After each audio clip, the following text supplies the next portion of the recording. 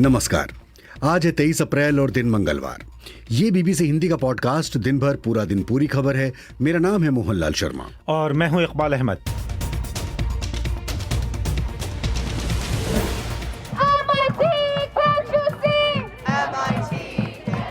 Israel गजा युद्ध को लेकर अमेरिकी कॉलेज यूनिवर्सिटी में तेज हुए प्रदर्शन, बड़ी तादाद में गिरफ्तारियां। आज ईमेल आया कि हाइब्रिड क्लासेस हैं, जिसका मतलब है अगर आपको इन पर्सन जाना है तो आप इन पर्सन जाइए, और ऑनलाइन का भी ऑप्शन है अगर आपको कैंपस में आने में कोई डिफिकल्टी है। अमेरिकी विदेश मंत्री एंटनी ब्लिंकन ने कहा कि विदेश मंत्रालय गजा में मानवाधिकारों के हनन के आरोपों की कर रहा है जांच। From day one, we've been working to do everything we can to try to increase protection for civilians. चर्चा करेंगे कि इसराइल कैसे कर रहा है रफाह पर हमले की तैयारी।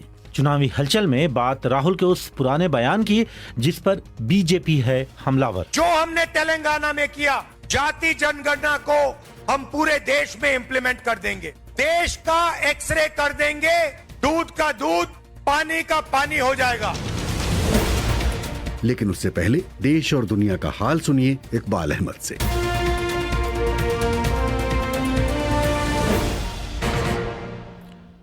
ब्रिटेन के प्रधानमंत्री ऋषि सुनक के महत्वाकांक्षी रवांडा बिल को औपचारिक तौर पर मंजूरी मिल गई है।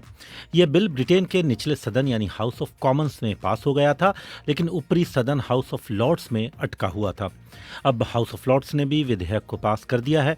शाही परिवार की मंजूरी के बाद यह विधेयक कानून बन जाएगा। रवांडा कानून के जरिए ब्रिटेन सरकार को अपने यहाँ शरण लेने वाले कुछ लोगों को मध्य अफ्रीकी देश रवांडा भेजेगी। इस विधेयक की विपक्षी पार्टियों ने जमकर आलोचना की, लेकिन कई दौर की बहस के बाद आखिरकार सोमवार रात विपक्ष ने अपनी आपत्तियां वापस ले ली और बिल पास हो गया। पीएम सुनक ने कहा कि रवांडा के लिए पहली उड़ान 10 से 12 सप्ताह के भीतर रवाना की जाएगी। ब्रिटेन सरकार का कहना है कि रवांडा विधेयक का उद्देश्य ब्रिटेन में इंग्लिश चैनल के रास्ते अवैध रूप से आने वाले शरणार्थियों को रोकना है, लेकिन संयुक्त राष्ट्र ने ब्रिटेन से इस पर दोबारा विचार करने के लिए कहा है। उनके अनुसार यह बिल से मानवाधिकार और शरणार्थियों की सुरक्षा के लिए हानिकारक होगा। यूरोप के सर्वोच्च मानवाधिकार संगठन ने भी ब्रिटेन से इसे रद्द करने की अपील की है। यूएन रिफ्यूजी एजेंसी यूएनएचसीआर के प्रवक्ता मैथ्यू शॉल्टमार्स ने जिनेवा में पत्रकारों से बात करते हुए कहा, From our perspective, it's a somber day for refugee rights. हमारे नजरिए से शरणार्थियों के अधिकारों के लिए आज का दिन निराशाजनक है, लेकिन यूएनएचसीआर रिफ्यूजी कन्वेंशन के तहत उनको मिले अधिकारों के लिए हमेशा उनके साथ खड़ी रहेगी। उन्होंने कहा कि यह बिल अंतर्राष्ट्रीय कानून का भी उल्लंघन है। सैन्य अभ्यास के दौरान मलेशियाई नौसेना के 2 हेलीकॉप्टर के आपस में टकराने से 10 लोगों की मौत हो गई है। नीचे स्टेडियम में गिरने से पहले हेलीकॉप्टर एक दूसरे से टकराए। यह हादसा मलेशिया के लुमुत में हुआ, जहां नौसेना का अड्डा है। अभी तक हादसे में किसी के भी बचने की जानकारी नहीं मिली है। मलेशियाई नौसेना के ये helicopter royal Malaysian navy celebration के लिए ट्रेनिंग कर रहे थे। स्थानीय मीडिया की रिपोर्ट में बताया जा रहा है कि दोनों हेलीकॉप्टर में कम से कम 10 क्रू मेंबर सवार थे। ऑस्ट्रेलिया के प्रधानमंत्री एंथोनी अल्बनीज और सोशल मीडिया प्लेटफॉर्म एक्स के मालिक एलन मस्क के बीच जुबानी जंग जारी है।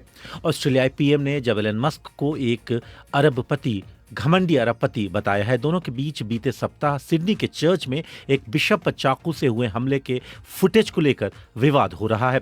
सोमवार को ऑस्ट्रेलिया की एक अदालत ने एलन मस्क की एक्स को सिडनी हमले के वीडियो हटाने का आदेश दिया था। बिशप पर हमले का वीडियो ऑस्ट्रेलियाई यूजर्स के लिए हटा दिया गया है, लेकिन इसे दुनिया के बाकी हिस्सों में नहीं हटाया गया। मंगलवार को पीएम अल्बनीज ने एबीसी न्यूज से कहा, We'll do what's necessary to take on this arrogant billionaire who thinks he's a... Elon Musk को लगता है कि वो कानून ही नहीं बल्कि शालीनता से भी ऊपर हैं। हम इस घमंडी अरबपति को ठीक करने के लिए जो भी जरूरी होगा वो करेंगे। सोशल मीडिया के लिए सामाजिक जिम्मेदारी भी जरूरी है, लेकिन मस्क ऐसी कोई जिम्मेदारी नहीं दिखा रहे हैं। गजा में जारी जंग के विरोध में दर्जनों नॉमिनेटेड लेखकों के नाम वापस लेने के बाद साहित्य से जुड़े समूह पेन अमेरिका ने अपने सालाना पुरस्कार समारोह को रद्द कर दिया है। अभिव्यक्ति की आज़ादी के लिए प्रतिबद्ध इस समूह ने सोमवार को अगले सप्ताह होने वाले समारोह को रद्द किए जाने का ऐलान किया है।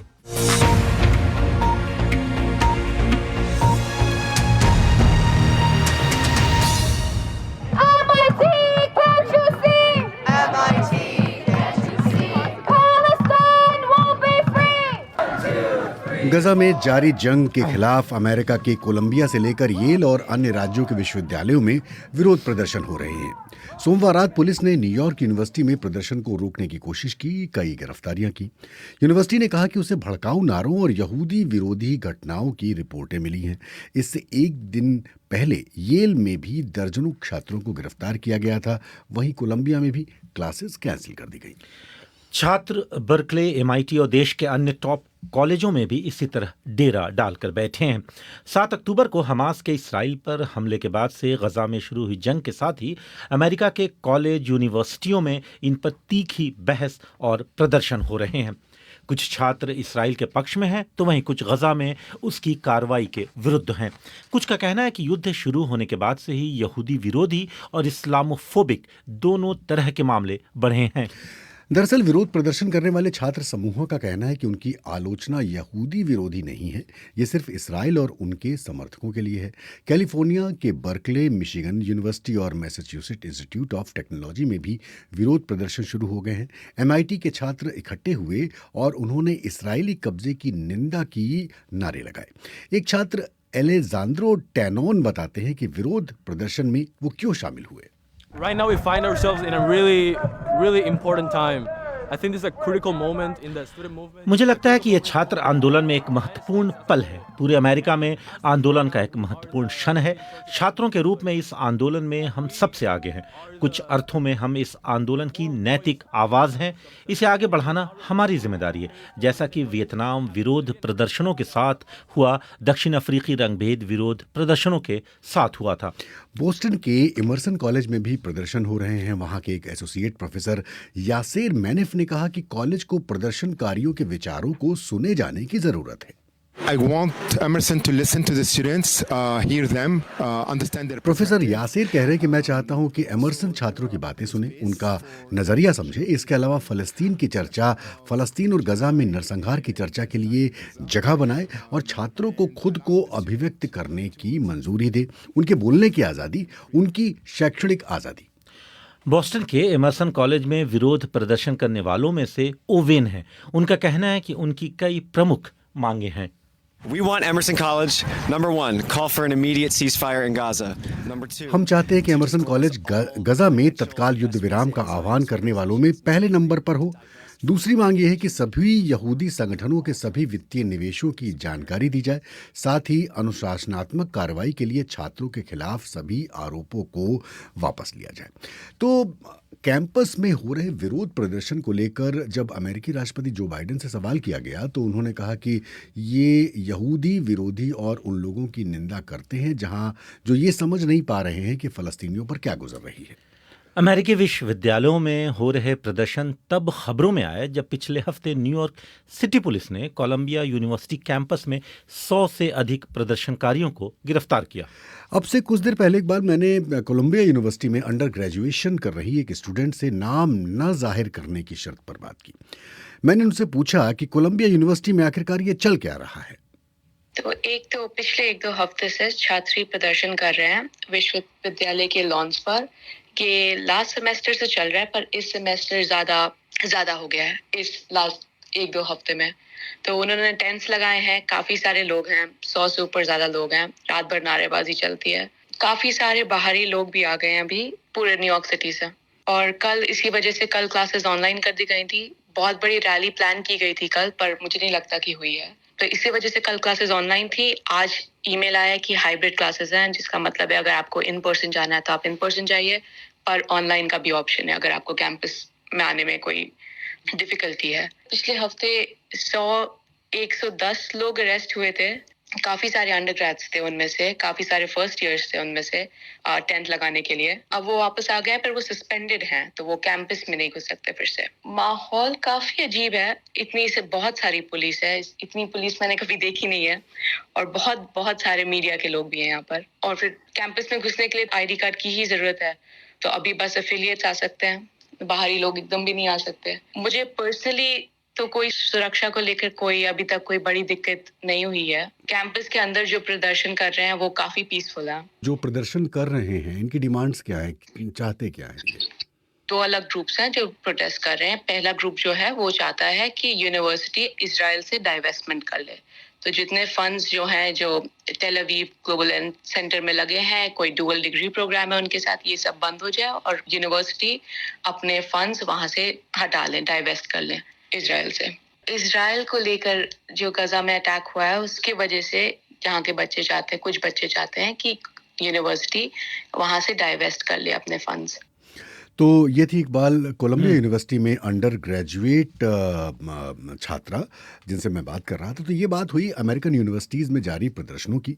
उधर संयुक्त राष्ट्र के मानवाधिकार प्रमुख वोल्कर तुर्क ने कहा है कि वो गजा में चिकित्सा सुविधाओं के विनाश और वहाँ सामूहिक कब्रों के मिलने से भयभीत है। और जैसा कि जब कल हम ये पॉडकास्ट प्रसारित कर रहे थे तो हमने बताया था कि खान यूनिस के नासिर मेडिकल हॉस्पिटल परिसर के बरामदे से नीचे लगभग 200 से ज़्यादा शव मिले हैं और दावा किया जा रहा है कि इनमें से कुछ को सरसरी तौर पर मारा गया था और अन्य को इसराइल की घेराबंदी के दौरान बनाए गए कब्रिस्तान से खोदकर फिर दफना दिया गया था।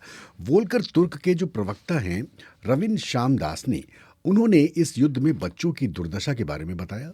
Every 10 minutes, a child is killed or wounded. I'll let you calculate how many her 10 minute में या तो एक बच्चा मारा जाता है या फिर घायल होता है। आप हिसाब लगा सकते हैं कि आज यह ब्रीफिंग शुरू होने के बाद से कितने बच्चे मारे गए या घायल हुए होंगे। बच्चे युद्ध के नियमों के तहत संरक्षित हैं, इसके बावजूद वो ही युद्ध की अंतिम कीमत चुका रहे हैं। लेटेस्ट फोटो समय से पहले पैदा होने वाले बच्चे की है जिसे उसकी मरती हुई मां के गर्भ से लिया गया था। बगल के 2 घरों में 15 बच्चे और 5 महिलाएं मारी गईं। उधर अमेरिका के विदेश मंत्री का कहना है कि वॉशिंगटन उन आरोपों की जांच कर रहा है कि इस्राएली बलों ने गजा में मानवाधिकारों का उल्लंघन किया है। पत्रकारों से बात करते हुए विदेश मंत्री एंटनी ब्लिंकन ने कहा कि मानवाधिकारों के मामले में अमेरिका अपने समकक्षों के साथ एक जैसा व्यवहार करता है और इसमें इस्राएल भी शामिल है। Do we have a double standard? The answer is no. As this report makes clear, क्या हमारे पास दोहरे मानदंड हैं? जवाब है नहीं। सामान्य तौर पर जैसा कि हम मानवाधिकारों और दुनिया भर में मानवाधिकारों की स्थिति को देख रहे हैं, हमारे मानदंड सबके लिए बराबर है, चाहे वो देश दुश्मन हो, प्रतिस्पर्धी हो, मित्र हो या फिर सहयोगी हो। ब्लिंकन ने कहा कि अमेरिकी विदेश मंत्रालय गजा में मानवाधिकारों के हनन के आरोपों की जांच कर रहा है। from day one, we've been working to do everything we can. Blinken कह रहे हैं कि पहले दिन से हम नागरिकों के लिए सुरक्षा बढ़ाने के लिए हर संभव कोशिश करने के लिए काम कर रहे हैं। साथ ही गजा वासियों को मानवीय मदद पहुंचाने को सुविधाजनक बनाने के लिए काम कर रहे हैं। और जब आरोपों की बात आती है तो चाहे वो अंतर्राष्ट्रीय मानवीय कानून का उल्लंघन हो, अधिकारों का हनन हो, हमारे पास विभागीय प्रक्रियाएं हैं जो कि इन मामलों को देख रही हैं। तो अमेरिका तो इस इस्राएली बलों के गजा में मानवाधिकारों के उल्लंघन की रिपोर्टों की जांच कर रहा है। उधर इस्राएल गजा के रफा पर हमले की योजनाओं पर काम कर रहा है। रफा वो जगह है जहां 10 लाख से अधिक विस्थापित फलस्तीनियों ने शरण ले रखी है। अंतर्राष्ट्रीय विरोध के बावजूद प्रधानमंत्री बेंजामिन नेतन्याहू ने जोर देकर बार बार कहा है कि दक्षिणी शहर रफा में ज़मीनी हमला होगा। नेतन्याहू पहले ही साफ कर चुके हैं कि रफा पर हमले की तारीख तय हो चुकी है, लेकिन उन्होंने तारीख की घोषणा नहीं दी। और कल भी इस पॉडकास्ट में हमने आपको नेतन्याहू की आवाज़ सुनाई थी जिसमें वो कह रहे थे कि इसराइल जल्द ही हमास पर अपने हमले तेज़ कर देगा। तो सीधे पॉडकास्ट में शामिल करते हैं वरिष्ठ पत्रकार हरेंद्र मिश्र को। हरेंद्र, किस तरह की जमीनी हमले की तैयारी है रफा पर? देखें, कल जैसा कि बेंजामिन नेतन्याहू ने कहा कि वो एक इसराइल जो है वो एक तकलीफ दे प्रहार की तैयारी कर रहा है। और जहां तक रफा का सवाल है तो वहां पर इसराइली फौज का जो प्रवेश है वो लगभग तय है, इस बात की उन्होंने जानकारी दी। दरअसल मौजूदा जो वहां पर हालात हैं गजा में, अगर उस पर ध्यान दें तो फिलहाल इसराइल का एक बटालियन सिर्फ वहां पर मौजूद है और वो बटालियन जो है उसने गजा को 2 हिस्सों में बांट रखा है, उत्तरी और दक्षिणी हिस्सा। उत्तरी इलाका जो है गजा का वो लगभग इसराइल के नियंत्रण में है। दक्षिणी जो इलाका है वहां पर ज्यादातर लोग फिलहाल जो है वहां रह रहे हैं, खास करके रफा का जो इलाका है। लेकिन ये जो वहां पर परिस्थिति बनी और वहां से काफी सारे बटालियंस जो हैं वो बाहर निकाले गए, उस समय ये माना जा रहा था कि जैसे बंधकों की रिहाई को लेकर के बातचीत में कोई प्रगति हो रही है और इसलिए ऐसा ढील जो है वो इस्राएल की तरफ से दिया जा रहा है। लेकिन अभी जो स्थिति है वह उसमें ऐसा महसूस हो रहा है जैसे एक गतिरोध की स्थिति दिख रही है। और दूसरी तरफ आपको ये भी कहें तो अभी जो गठबंधन सरकार है और प्रधानमंत्री बेंजामिन नेतन्याहू, उन पर यहाँ पर बंधकों की रिहाई को लेकर के दबाव भी है। दूसरी तरफ वहां पर जिन लक्ष्यों को लेकर के इस्राइल आगे बढ़ा था उसमें नाकामी के भी उन पर आरोप लग रहे हैं। उनके गठबंधन में शामिल जो पार्टियां हैं वो आरोप लगा रही हैं, उनके तरफ से भी दबाव बढ़ रहा है। तो ऐसे में इस स्थिति में माना यह जा रहा है कि बेंजामिन नेतन्याहू के पास और कोई चारा नहीं है। और कल जो उन्होंने वक्तव्य दिया उसमें उन्होंने इस बात पर भी जोर दिया कि सिर्फ सैन्य कार्रवाई के जरिए ही दबाव बनाया जा सकता है और बंधकों की रिहाई हो सकती है। तो ये बात करते हुए ये जो है ये तैयारी जो है वो चल रही है। ऐसे बयान जो है पहले भी कई अधिकारियों और कई इस्राएली नेताओं की तरफ से जो है वो होते रहे हैं। लेकिन आपको ये बताएं कि अब तैयारी जो है वो दिख भी रही है, क्योंकि बहुत सारे फौजियों से जो कि वहां से निकल कर बाहर आए हैं। मैं आपसे यही जानना चाहता हूँ जी हरिंद्र, मैं यही जानना चाहता हूँ कि क्या ऐसा कोई आदेश पारित हुआ है जिसमें इन सैनिकों की छुट्टी कैंसिल कर दी गई हो, या फिर सेना को एकदम अग्रिम रूप से तैयार रहने के लिए कहा गया है? क्या कुछ ऐसा हुआ है? देखिए, औपचारिक तौर पर इस तरह का कोई बयान नहीं आया है, लेकिन जैसा मैं कह रहा था कि व्यक्तिगत तौर पर मेरी कई लोगों से ऐसी बातचीत होती रही है, ऐसे फौजियों से, ऐसे नवयुवकों से जो कि वहां पर तैनात थे, वहां से बाहर निकल कर आए हैं। और उन्होंने बताया कि उन्हें छुट्टी मिली थी लेकिन उन्हें फिर से चिट्ठी मिली है और उन्हें रिपोर्ट करने के लिए कहा गया है। तो ऐसे में माना यह जा रहा है कि वो जो तैयारी है उस दिशा में आगे बढ़ रहे हैं। और दूसरे भी इस तरह के कई सारे संकेत जो है यहाँ पर मिल रहे हैं। यहाँ पर एक रिपोर्ट जो है छपी है मीडिया में, जिसमें कहा जा रहा है कि खान यूनुस के पश्चिमी इलाके में एक टेंट सिटी का निर्माण किया जा रहा है। हारिस अखबार में यह कहा गया है कि ये मिस्र के तरफ से किया जा रहा है, और इसलिए किया जा रहा है क्योंकि मिस्र को यह पता है कि रफा में कार्रवाई इस्राइल करने जा रहा है। दूसरी तरफ अंतर्राष्ट्रीय मीडिया में भी इस तरह की कई सारी खबरें आई हैं कि सैटेलाइट पिक्चर्स जो वहां के मिल रहे हैं उसमें दिख रहा है कि टेंट सिटीज का निर्माण जहां तहां किया जा रहा है। और वैसे भी एक बात और जो है महत्वपूर्ण कि खान यूनुस से इस्राएली फौज के बाहर निकलने के बाद बहुत सारे लोग जो रफा में चले गए थे वो रफा छोड़ करके अब रफा के उत्तरी इलाके यानी खान यूनुस और बाकी जो शहर हैं जो मध्यवर्ती इलाकों की तरफ उधर निकलना शुरू हो गए। तो ऐसे में रफा की जो आबादी है वो पहले से वैसे ही कम होती जा रही है। माना यह जा रहा है कि जब कार्रवाई शुरू होगी तो शायद लोगों को कहा जाएगा कि वो वहां से निकल करके ये जो सारे टेंट, ये जो कैंप्स बन रहे हैं उन्हें वहां पर वो जा करके शरण ले ले। एक चीज़ और समझना चाहते हैं कि जिस तरह से प्रेशर पड़ रहा है और जिस तरह से अमेरिका कह रहा है कि मानवाधिकारों के उल्लंघन की जांच करेंगे, कल हमने पॉडकास्ट में विस्तार से बात की थी कि एक ब्रिगेड जिस पर आरोप लगे हुए हैं, इस दिशा में इस्राइल क्या कर रहा है? बहुत संक्षेप। देखिए, इस्राइल के तरफ से ये एक बात तो कही जा रही है कि वो जो भी कार्रवाई कर रहा है वो अंतर्राष्ट्रीय कानून के तहत कर रहा है, और इस तरह के जो शिकायतें आई हैं उसकी छानबीन चल रही है, उस पर इस्राएली फौज की कार्रवाई भी चल रही है और यहाँ पर इस्राएली न्यायालय भी उस पर जो है वो कार्रवाई कर रहा है। तो ऐसे में इस्राइल जो है वो अपने डिफेंस में ये कह रहा है कि हम हमारा स्वतंत्र न्यायालय है, यहाँ पर न्याय प्रणाली है और उसके तहत हम काम कर रहे हैं। तो इस ग्राउंड पे जैसे पहले आईसीसी में भी इस तरह के जब मामले उठते रहे, जब भी ह्यूमन राइट्स कमीशन में, तो इस्राइल का यही बचाव रहा है, अपने पक्ष में यही बात कही जाती रही है।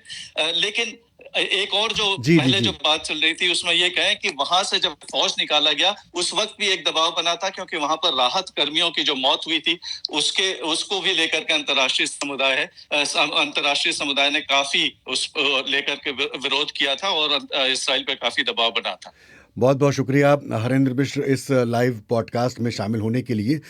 अपने लिसनर्स को बता दें कि रात 10 बजे क्या देखने वाले हैं आज आप बीबीसी दुनिया में, और इस पॉडकास्ट के अगले चरण में क्या सुनेंगे आप? उसको सिर्फ इसलिए बुरी तरह से पीटा गया, लहूलुहान कर दिया गया, क्योंकि वो अपनी दुकान में बैठे बैठे हनुमान चालीसा सुन रहा था। चुनावी हलचल का जिक्र करेंगे और विस्तार से आज बात करेंगे कि आज की हलचल क्या थी। आप सुन रहे हैं बीबीसी हिंदी का पॉडकास्ट दिन भर। पूरा दिन पूरी खबर। और अब इस पॉडकास्ट का दूसरा चरण, बात चुनावी हलचल की। और जैसा कि कल हमने आपको इसी पॉडकास्ट में बताया था कि आज से हमारे साथ शामिल होंगे वरिष्ठ पत्रकार, बीबीसी हिंदी सेवा के पूर्व संपादक संजीव श्रीवास्तव, जिनसे आप वाकिफ हैं, आपकी नजरें पारखी हैं और विश्लेषण आपकी खासियत है। तो एक बार स्वागत किया जाए। बिल्कुल। संजीव श्रीवास्तव के पास तो हम चलेंगे ही, लेकिन उससे पहले आपको बता दें कि प्रधानमंत्री आज राजस्थान में थे। जी, तो सबसे पहले सुन लेते हैं कि आज उन्होंने क्या कहा। आज उन्होंने हनुमान जयंती के हवाले से कांग्रेस की कर्नाटक सरकार पर निशाना साधा। आज हनुमान जयंती पर आपसे बात करते हुए मुझे कुछ दिन पहले की एक तस्वीर भी याद आ रही है। हो सकता है आप में से बहुतों तक ये खबर नहीं पहुंची होगी। मीडिया का काम था ये बात पहुंचाए, लेकिन नहीं पहुंचाई होगी। वो तस्वीर है कांग्रेस के शासन वाले कर्नाटका की।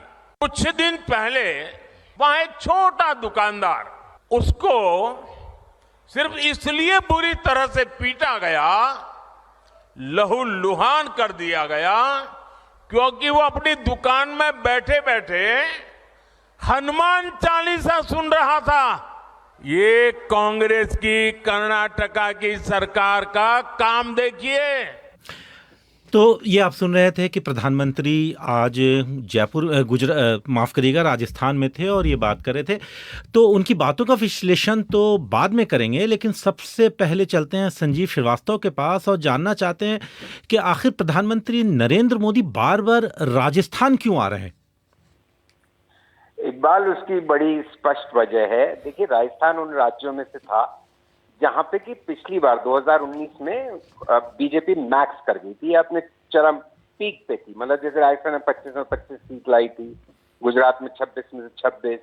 तो माना ये जा रहा था करीब कुछ हफ्ते पहले तक कि जहां पे पीक पे पहुंच गई थी 19 में, वहां इस बार भी वो राज्य आसान होंगे और वापस वो प्रदर्शन बीजेपी दोहरा लेगी कि भाई उत्तर और मध्य भारत तो अपना है ही। और सारा जोर आप देखिए, पिछले कुछ हफ्तों से पहले देखें तो दक्षिण की तरफ था, प्रधानमंत्री की रैली भी वहां हो रही थी। लेकिन जैसे जैसे चुनाव का समय नजदीक आया, लोगों को ये लगने लग गया कि राजस्थान जैसे स्टेट में ही इलेक्शन काफी कड़ा मुकाबला हो गया, फंस गया है चुनाव। और जो पहले फेज की वोटिंग हुई है 19 अप्रैल को, उससे बिल्कुल इस तरह के संकेत मिले कि 5-6 सीट ऐसी हैं जहां पे नतीजा कुछ भी हो सकता है। मतलब बीजेपी हार भी सकती है, बीजेपी जीत भी सकती है, लेकिन कुछ सीटें स्पष्ट है कांग्रेस एडवांटेज में थी। ये बड़ी एक चौंकाने वाला अध्याय था चुनाव को समझने वालों के लिए, खासकर बीजेपी, जो कि इस तरह के राज्यों से प्रदर्शन से ही उम्मीद कर रही है कि उनका 300-400 जहां भी आंकड़ा ले जाना है उन्हें, वहां तक पहुंचेगी। तो अगर यहीं अटक जाएंगे तो फिर कैसे बात बनेगी। फिर मत प्रतिशत भी थोड़ा कम रहा 19 अप्रैल की वोटिंग को, जिसका भी लोगों ने निष्कर्ष के निकाला कि बीजेपी के पक्ष में वैसा उत्साह नहीं दिख रहा, कुछ उदासीनता है मतदाताओं में, विपक्ष का वोट ठीक ठाक पड़ा है। तो ये सब बातें ऐसी हुई जिससे कि बीजेपी थोड़ी सावधान हो गई। और अब सेकंड फेज ऑफ पोलिंग जो 26 तारीख को है, बची हुई सीट्स पे, राजस्थान की 13 सीट्स पे, वहां पे प्रधानमंत्री का पूरा जोर है कि इस बार कोई चूक ना हो, ज्यादा से ज्यादा लोग निकलें और ज्यादा से ज्यादा मतदान हो बीजेपी के पक्ष में। मतलब वो कोई भी, जिसको अंग्रेजी में कहते हैं, कोई भी स्टोन अनटर्न नहीं छोड़ना चाह रहे, कोई भी मौका नहीं छूटना चाहते। और ये उनके भाषणों से भी स्पष्ट हो रहा है। जी, तो वो परसों राजस्थान के बांसवाड़ा में थे और आज भी जब उन्होंने अपने भाषण का जिक्र किया तो उसमें बांसवाड़ा का उन्होंने जिक्र किया और उन्होंने कहा कि उनके 90 सेकंड के बयान से कांग्रेस जो पूरे इंडिया गठबंधन है उसमें खलबली मच गई है। कांग्रेस का कहना है कि बीजेपी और प्रधानमंत्री राहुल गांधी के बयान को तोड़ मरोड़ कर पेश कर रहे हैं। कांग्रेस राहुल गांधी के हैदराबाद में दिए गए पूरे भाषण को अपने सोशल मीडिया पर अपलोड कर ये साबित करने की कोशिश कर रहे हैं कि उनका बयान को गलत तरीके से पेश किया जा रहा। तो पहले मैं सुन लेता हूं कि राहुल ने दरअसल हैदराबाद में क्या कहा था। हमने वायदा किया है कि जैसे ही हमारी सरकार आएगी, जो हमने तेलंगाना में किया, जाति जनगणना को हम पूरे देश में इंप्लीमेंट कर देंगे, देश का एक्सरे कर देंगे, दूध का दूध, पानी का पानी हो जाएगा। एक बार फिर चलते हैं संजीव के पास। मोदी ने बांसवाड़ा में जो कहा, चारों तरफ उनकी निंदा भी हुई, चुनाव आयोग में शिकायत भी दर्ज की गई। कल जब वो अलीगढ़ में थे तो उनके तेवर थोड़े बदले हुए दिख रहे थे। उन्होंने मुसलमानों के हज पर जाने की बात की, लेकिन आज फिर राजस्थान में उनके सुर बदले हुए दिखे। संजीव, आप इसे कैसे देखते हैं? देखिए, जब पहले चरण का मतदान हुआ राजस्थान में और दूसरे राज्यों में, और इस तरह की खबरें छन के बाहर आने लगी कि भाई बीजेपी का प्रदर्शन शायद उतना अच्छा नहीं रहेगा जितना कि वो सोचते थे या बीजेपी समर्थक जानते थे। अब नतीजे क्या होंगे ये तो हमें 4 जून को ही मालूम पड़ेगा, लेकिन इस तरह की खबरों का बाहर आना और चर्चा में आना, उसकी वजह से बीजेपी में थोड़ी सी एक निराशा का भाव उत्पन्न हुआ। और एक लगातार सोशल मीडिया अगर आप देखें 19 और 20 तारीख का, तो उसमें एक मांग सी उठी कि भाई मोदी जी चुनावों में गर्मी लाइए जिससे आपका मतदाता निकले, उसमें ऊर्जा आए, वो जोश खरोश के साथ बाहर आए। और उसी का हमने पहली बानगी देखी बांसवाड़ा में, जब उन्होंने बोला यही सब कि जो राहुल गांधी और कांग्रेस पार्टी आएगी तो आपके मंगलसूत्र तक बिक जाएंगे और ये सब चीजें, आपकी सोना संपत्ति, ये सब चीजें उन खास लोगों को दे दी जाएंगी जिनके ज्यादा बच्चे होते। और इशारा स्पष्ट था, अल्पसंख्यकों की तरफ, मुसलमानों की तरफ था।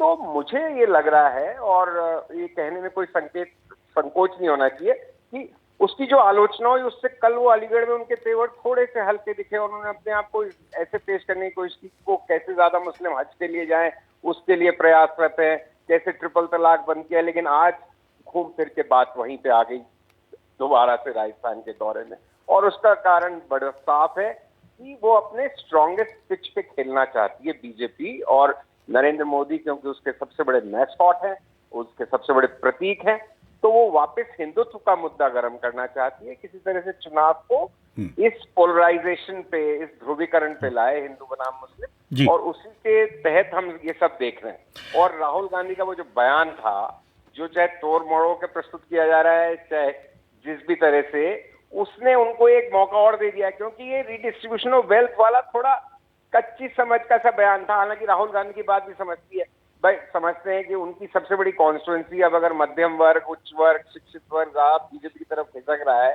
तो वो गरीब और पिछड़े को अपने साथ मजबूती से खड़ा करना चाहते थे।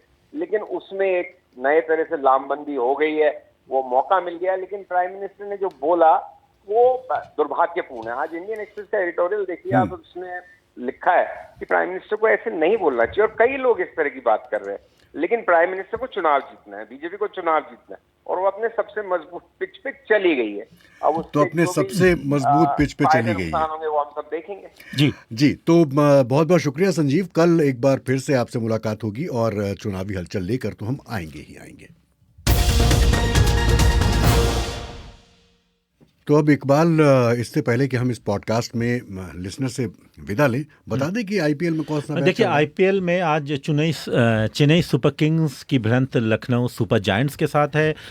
दोनों टीमों के बीच ये मुकाबला में चिदम्बरम स्टेडियम में खेला जा रहा है। जो लखनऊ के कप्तान है राहुल, उन्होंने टॉस जीता और इस वक्त चेन्नई सुपर किंग्स बल्लेबाजी कर रही है। 49 रन पर 2 विकेटें उनकी गिर चुकी हैं। तो अब आपसे अगली मुलाकात होगी कल, वक्त यही है 7:30 बजे। बीबीसी हिंदी के लिए ये पॉडकास्ट कलेक्टिव न्यूज रूम द्वारा प्रसारित किया गया। आज स्टूडियो संभाल रहे थे अजीत सारथी, मुझे और इकबाल अहमद को दो विदा। हमें सुनने के लिए शुक्रिया। नमस्कार।